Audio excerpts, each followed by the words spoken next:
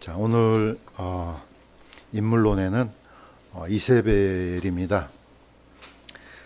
오늘 잠시 우리 형제님하고 얘기를 나눴는데 이세벨을 통해서 우리가 뭐 본을 받을 것은 하나도 없습니다.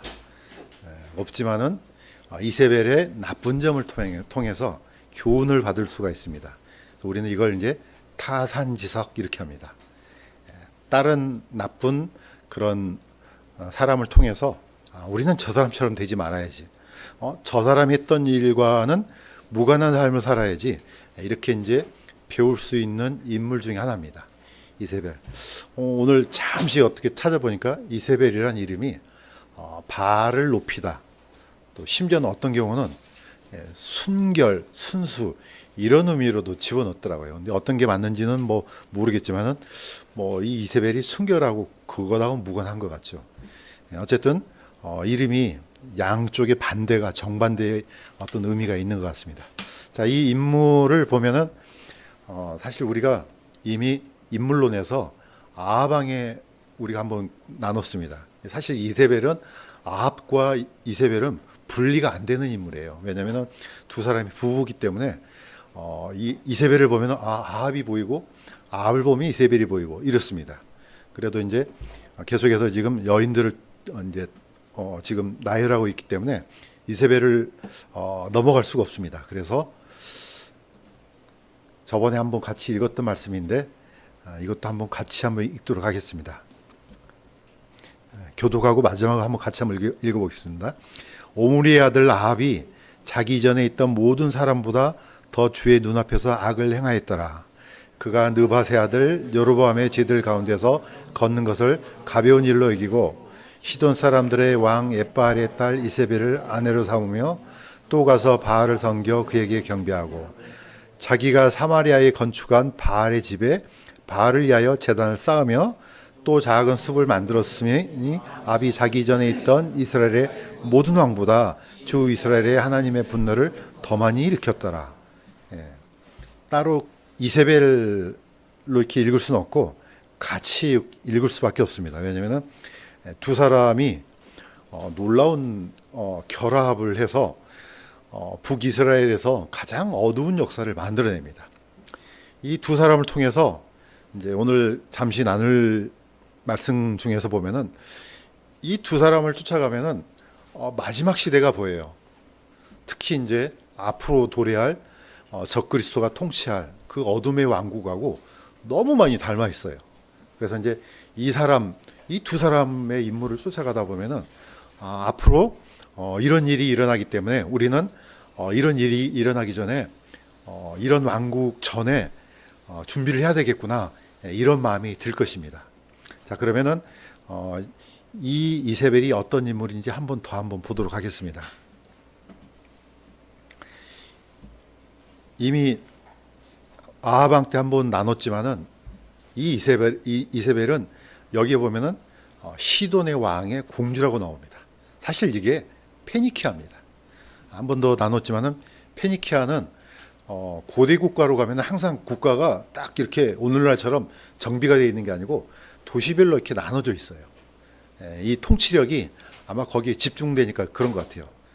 자, 그런데 놀랍게도 이 페니키아가 지금 현재 이스라엘이에요. 이 바로 고대 이제 이스라엘이죠.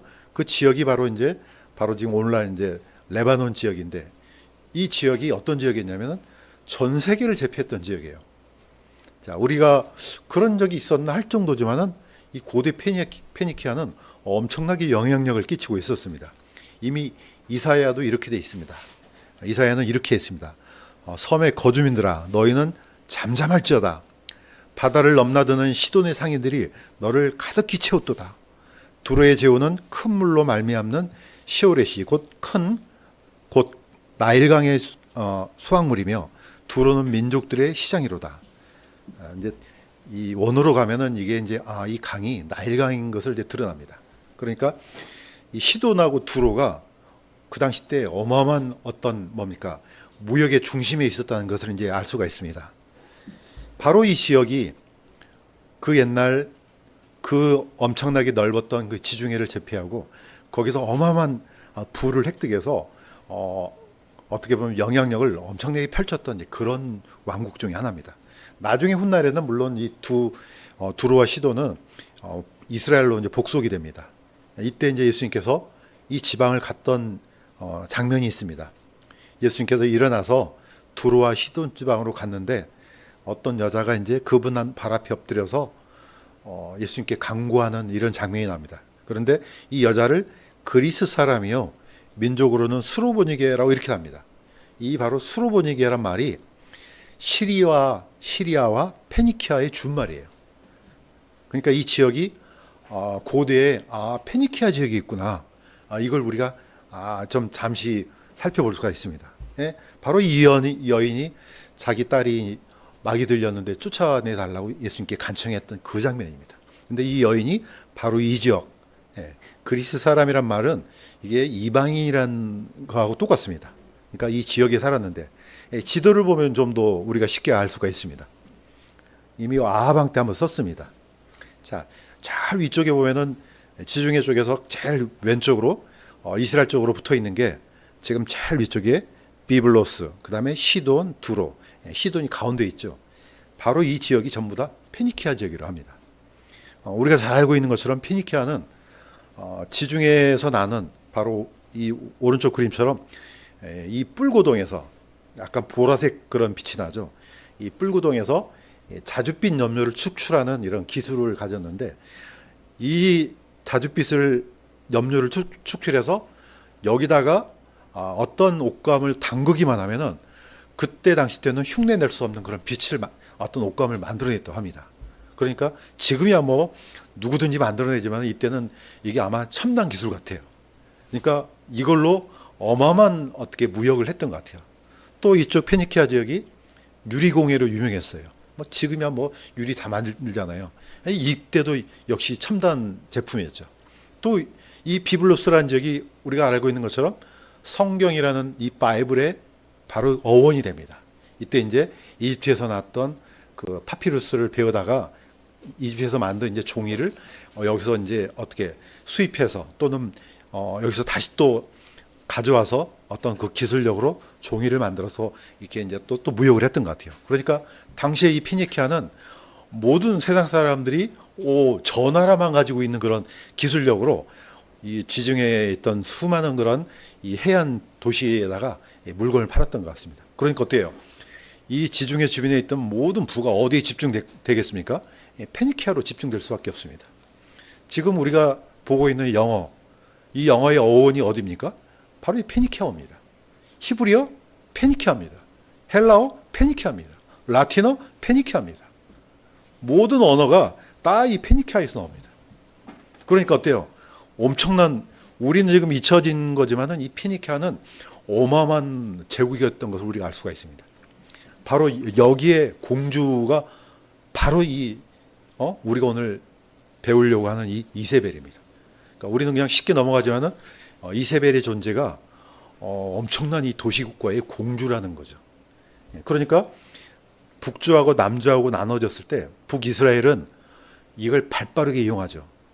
저 나라하고 이렇게 좀 잘해보면은 저 나라가 가지고 있는 기술력이나 어떤 권력이라든지 돈이라든지 이런 게 좀 우리랑 좀 어떻게 좀 잘 맞지 않았을까.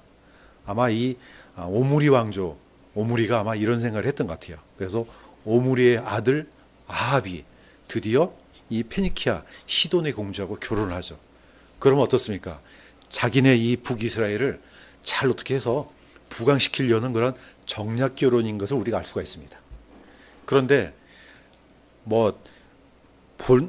본인들이야 나라를 그렇게 부강시키려고 했지만은 이거는 기준이 하나님의 기준에서 합당하냐 이거죠. 하나님께서 볼 때는 이거는 아주 가증한 그런 결혼이죠. 왜냐? 이스라엘은 적어도 율법으로 통치된 나라였기 때문에 하나님께서는 철저하게 금하는 그런 혼인이었거든요. 자, 가증한 연합. 사실 이게 율법에는 그렇게 되고 하나님께서 명령하셨지만은 이게 잘 안 지켜져요. 이게 왜 그러냐? 사람의 본성이 악하기 때문에. 우리도 보면은 우리가 본성이 악하기 때문에 내 주변에 어떤 막 이상한 뭐 다른 사람이 가지고 있지 않는 그런 기술을 갖고 있거나 또는 뭐 엄청나게 부자거나 그러면은 아무래도 관심이 가겠죠. 저 사람하고 좀 잘 친하면은 좀 뭔가 좀 나한테 어떤 유익이 뭐 좀 떨어지지 않을까? 이게 다 사람이 가지고 있는 본성이거든요. 그런데 하나님은 그 사람과 상관없이 그 사람이 가지고 있는 신앙이 하나님께서 기뻐하시지 않으면은 절대로 연합하지 말라는 게 바로 하나님의 명령입니다. 그런데 이게 이스라엘 내내 이스라엘을 괴롭히는 일종의 어떻게 보면은 누룩이었습니다. 나중에 이걸로 인해서 남조하고 북이스라엘과 남이스라엘이 분리가 됐고 솔로몬의 그 뭡니까 패단으로 인해서 나중에 이걸로 인해서 나라가 망하게 됩니다. 바벨론으로 끌려가서 나중에 돌아왔는데 보니까 여전히 그런 형태가 있습니다. 심지어는 어디까지 가 있느냐? 하나님께서 너희는 거룩한 민족이야. 그 중에서 가장 거룩한 사람이 제사장들이잖아요. 레이지파 제사장이 무너지면은 전 이스라엘이 무너집니다. 그런데 제사장 가운데서도 이런 형태의 결합이 있었습니다. 그러니까 느헤미야가 한탄했습니다. 바로 이제 이 장면입니다. 너희는 너희 딸들을 주지 말고 그들의 딸을 데려오지 말라. 전에 이스라엘 왕 솔로몬이 이 일들로 죄를 짓지 아니하였느냐. 하나님께서 그를 왕으로 삼아 온 이스라엘 다스리게 하셨으나 이국 풍습의 여인들의 죄를 짓게 하였느니라.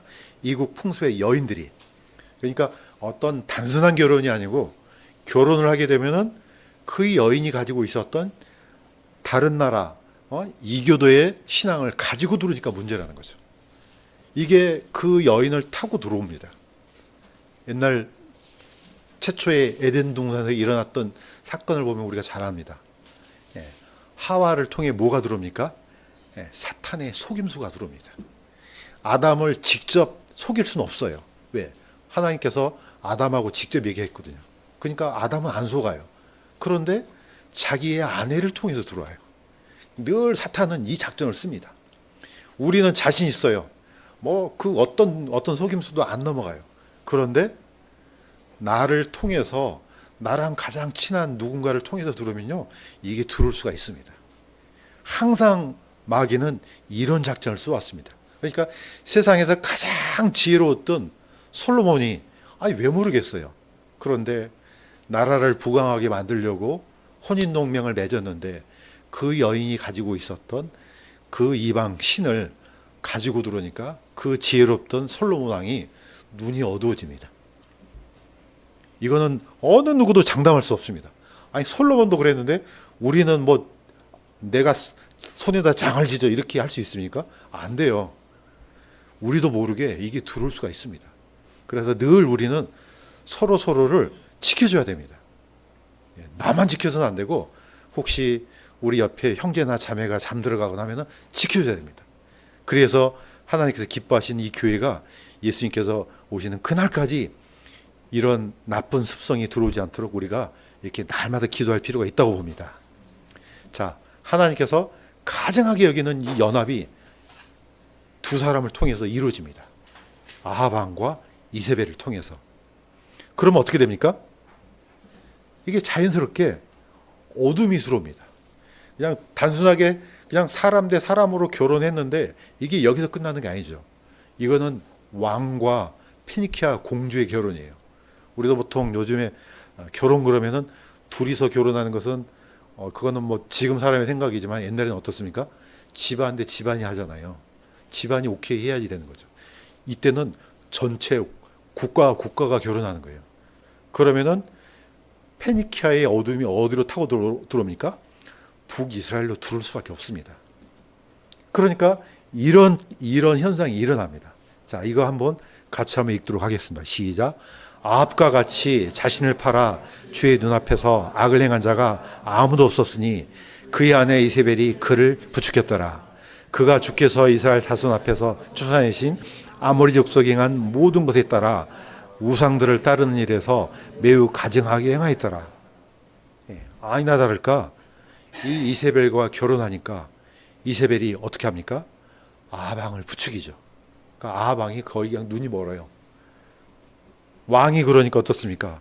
북이스라엘이 아주 그냥 난장판이 납니다. 그래서 온 나라가 완전히 다 어둡게 됩니다. 이게 끊임없이 반복됩니다. 희한하게 역사를 보면요, 역사가 새로운 역사가 없어요. 창세기부터 해서 계속해서 반복적이에요. 이거 옛날에 여기서 봤던 것 같은데? 네, 맞습니다. 이게 역사입니다. 앞으로 그러면 이렇게 비슷한 일이 일어날 것 같은데? 맞습니다.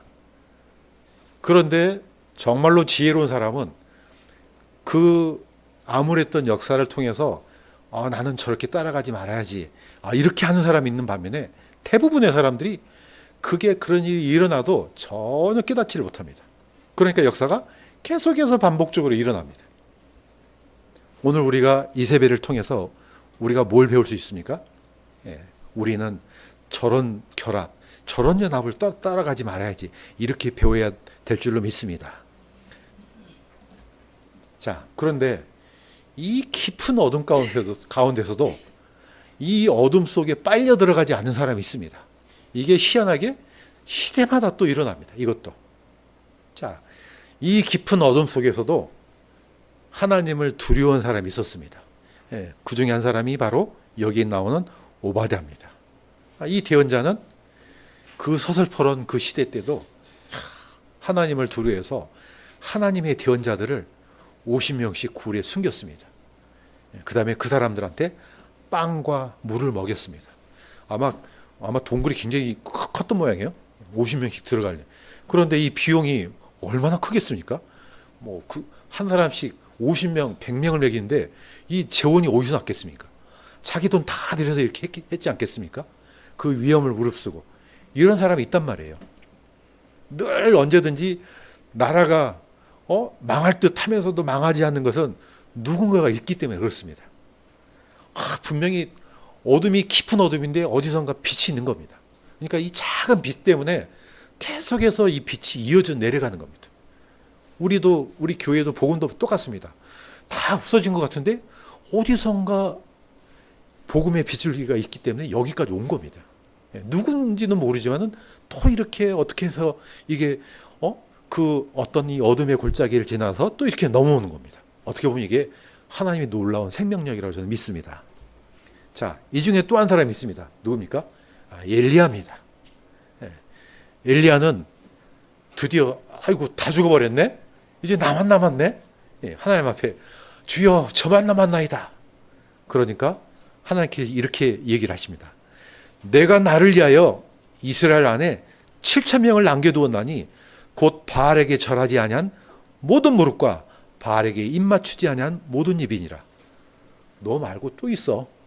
우리는 생각할 때 우리만 있는 것처럼 보이잖아요. 물론 그럴 수 있죠. 잘 모르니까. 그런데 하나님의 섭리 가운데서는 또 있다. 물론 아주 적은 숫자죠. 수많은 이스라엘 백성들이 있었지만은 비율로 따지면 아주 적습니다. 그럼에도 불구하고 하나님께서 이 어둠에 완전히 파묻히지 않도록 계속해서 보존하시는 겁니다. 바로 이런 사람들이 있기 때문에 나라가 망할 듯 하면서 망했네. 그런데 아직 안 망했네. 망할 것 같은데 아직 안 망했네. 이렇게 해서 계속해서 이어지는 거죠. 저는 이걸 보니까 이런 생각이 들어요. 이게 바로 남은 자입니다. 이럴 때 쓰는 게 바로 남은 자입니다. 자, 오늘 이걸 보시면은 이 말씀을 사도 바울이 다시 한번 가져옵니다. 신약으로. 자, 사도 바울이 그 옛날 그 시대를 가지고 다시 한번 얘기합니다.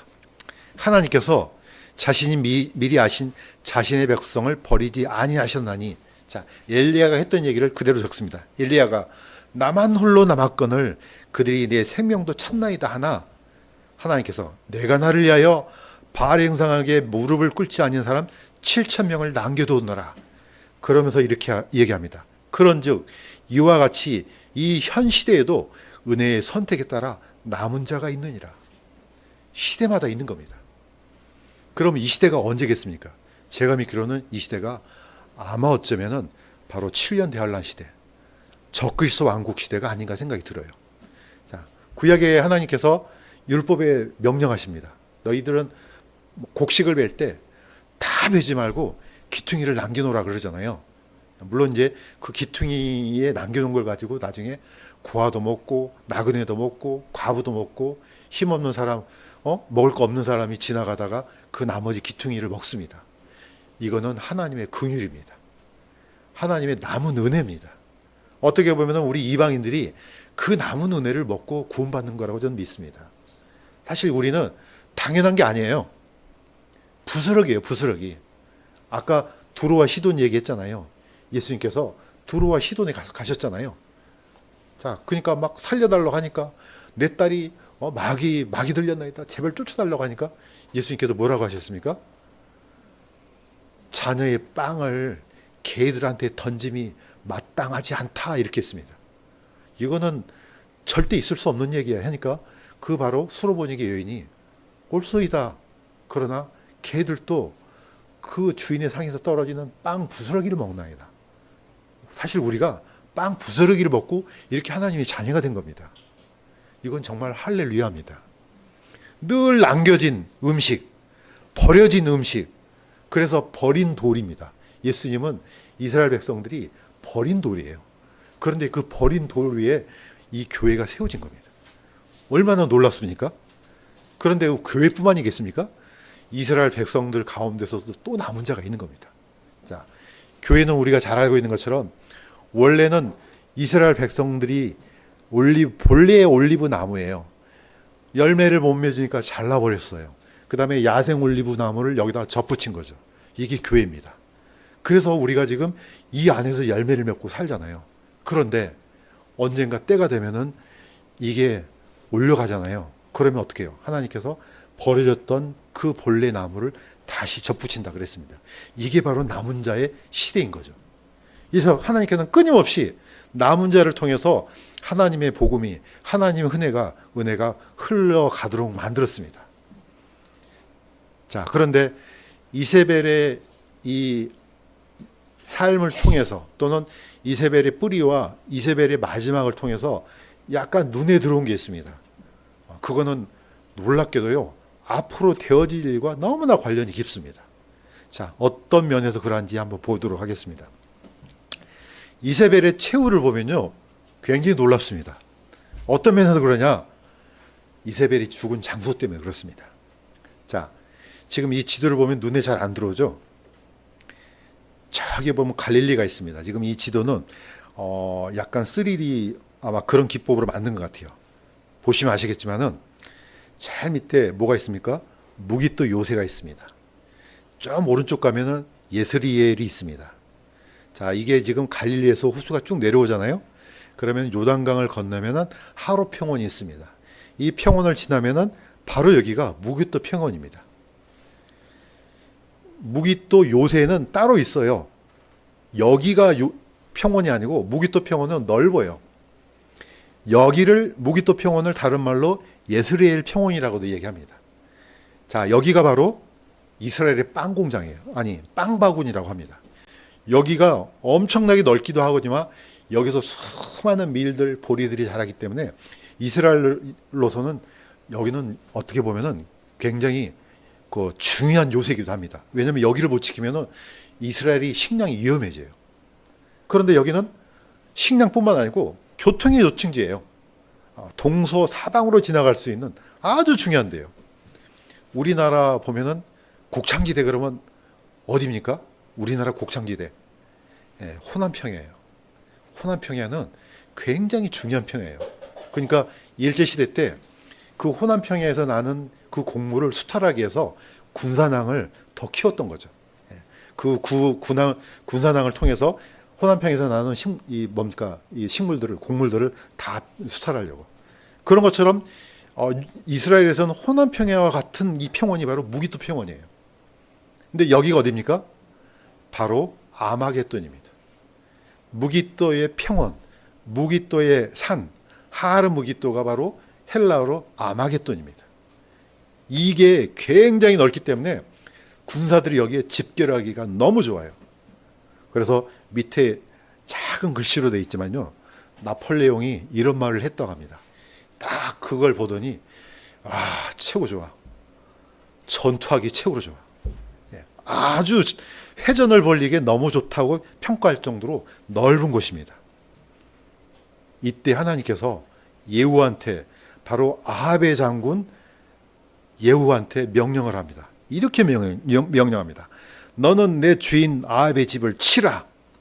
내가 내 종들 곧 대언자들의 피와 주의 모든 종들의 피에 대해서 원수를 이세벨의 손에 갚으리 하노라. 얼마나 많은 사람이 죽었겠습니까? 이 어둠의 왕국에서. 이세벨은 단순한 여자가 아니에요. 바알과 아세라 숭배자예요. 아주 열렬한 숭배자예요. 그래서 이거 외에 하나님을 섬긴다? 그러면 다 죽여버렸어요. 그러니까 어떻게 해요? 몰래 숨긴 거 아닙니까? 몰래 오바댜가 자기 목숨을 걸고 하나님의 대언자들을 숨겨줬던 거죠. 바로 이런 시대죠. 그러니까 하나님께서 기억하시겠죠. 드디어 때가 되자 내가 내 종들의 피, 모든 원수들의 피를 이세벨의 손에서 갚으리 하노라. 자, 이걸 들었던 예후가, 이 사람은 보니까 성격이요 굉장히 호전적이었던 것 같아요. 안 그래도 싸움을 좋아하는데 하나님께 이 명령을 내리니까 그냥 거의 마차를 그냥 광풍을 일으키면서 어디로 달려갑니까? 저기 길라 라못에서 요단강을 건너서 하루 평원을 지나서 바로 이 뭡니까? 아방의 별궁이 있던 예스레엘로 쫓아옵니다. 바로 여기가 이제 바로 무깃도예요. 무깃도가 넓기 때문에 여기도 역시 무깃도 평원이에요. 그래서 예후가 딱 쳐다보고 이렇게 하지 않습니까? 누가 내 편이야? 그러니까 그 말귀를 알아먹고 어떻게 해요? 내시들이 이세벨을 냅다 집어 던져버려요.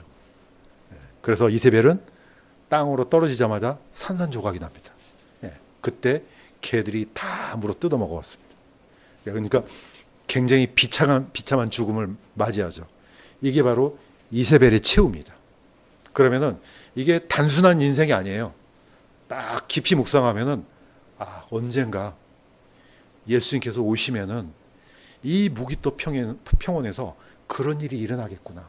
우리가 이걸 힌트를 얻어낼 수 있습니다. 그래서 아합과 이세벨은 먼 훗날 일어날 어떤 전쟁을 약간 암시하고 있다는 겁니다.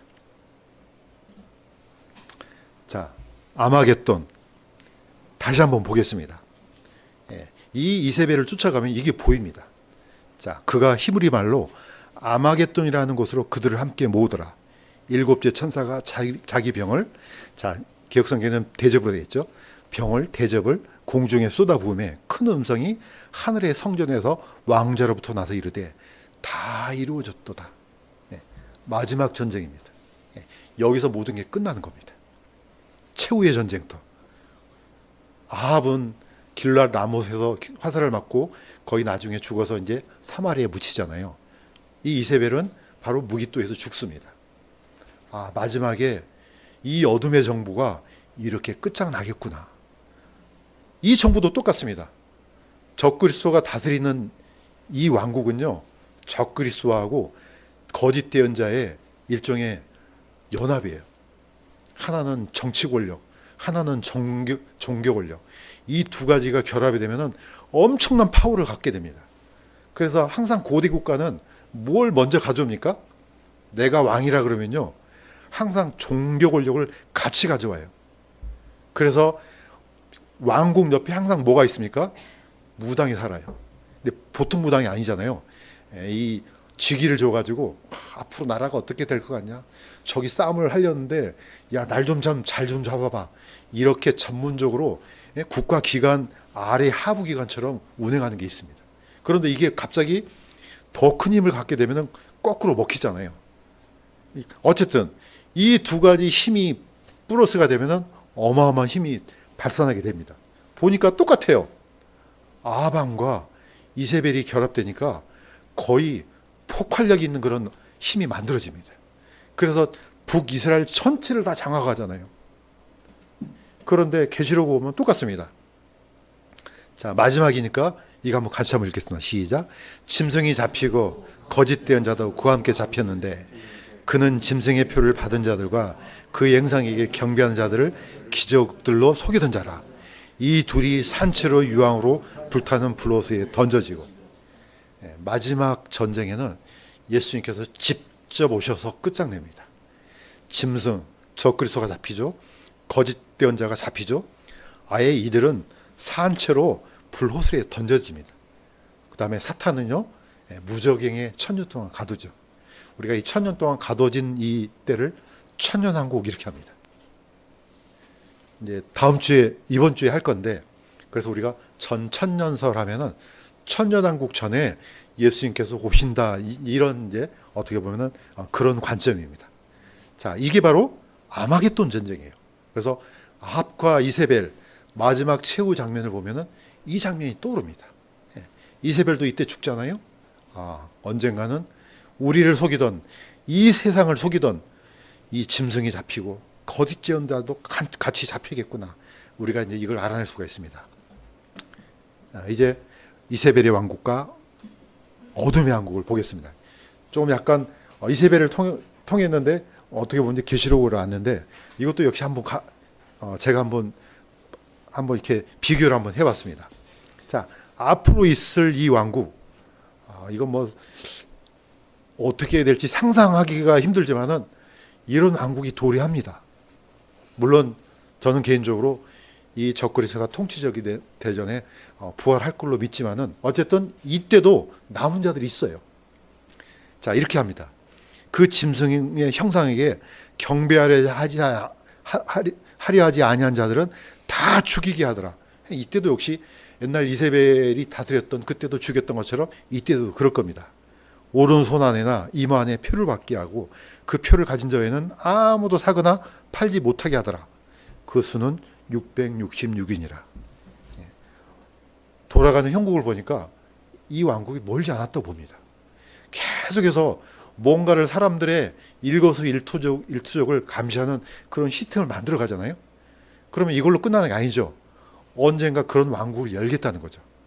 이때가 되면은 어느 누가 떳떳하게 목숨을 내놓고 나는 아니야, 이럴 사람이 있겠습니까? 물론 하나님을 정말로 사랑하고 이스라엘 가운데 남은 자들, 또 이방인들 가운데 남은 자들이 있다고 분명히 나옵니다. 누가 되었든지는 모르겠지만은 이 시대가 분명히 반드시 올 것입니다. 자, 이제 마무리하겠습니다. 항상 성경에는 이게 중요합니다. 지금입니다. 지금.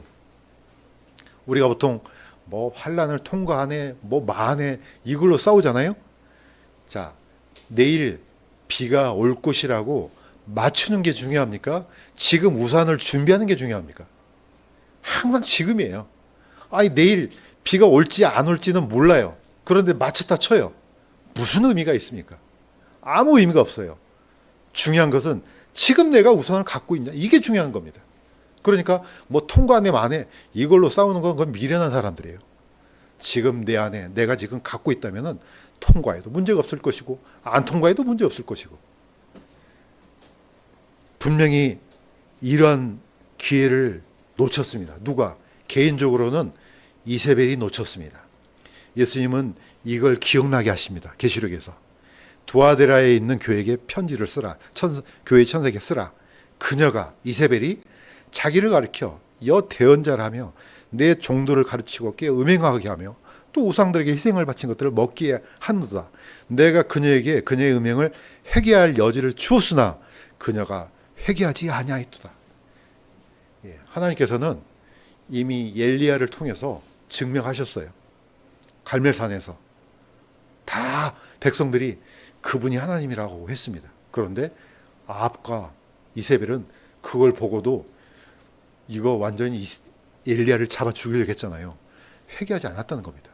그거는 일종의 큰 기회였어요. 아, 진짜로 하나님이 살아계시는구나.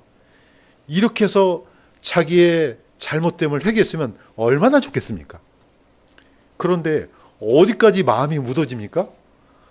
이거는 정말로, 이거야말로 놀라운 기적이에요. 아니, 하나님께서 그 이집트에다가 10가지 재앙을 내리시고 홍해도 가르시고 40년 동안 만나를 내리시고 백성들이 그 200만 명이 넘는 숫자가 광야에서 40년 동안 살았어요.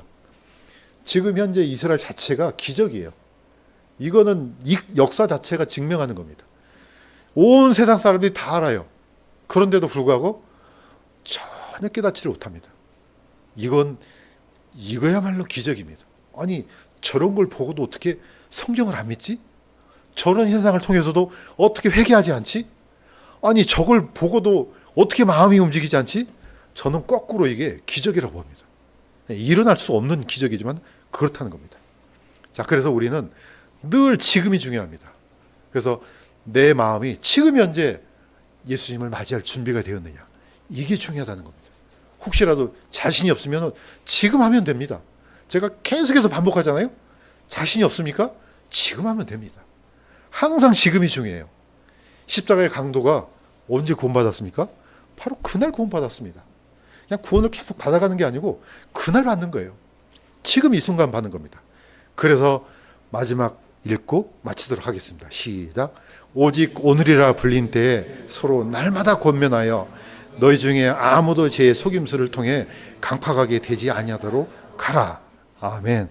기도하겠습니다. 하나님 아버지, 우리가 이 세배를 통해서 앞으로 어떤 시대가 올지 잠시 살펴보았습니다. 참으로 성경은 기록된 그대로 한치의 오차도 없이 이루어질 것인데, 참으로 이 성경을 믿지 않고 또 아무런 준비 없이 아무 생각 없이 살고 있는 사람들을 볼 때 참으로 가슴이 안타깝고 답답하기가 그지가 없습니다. 아버지 하나님, 그러나 우리는 성경 그대로 예수님께서 다시 오시고 성경 그대로 그런 시대가 올 줄로 믿습니다.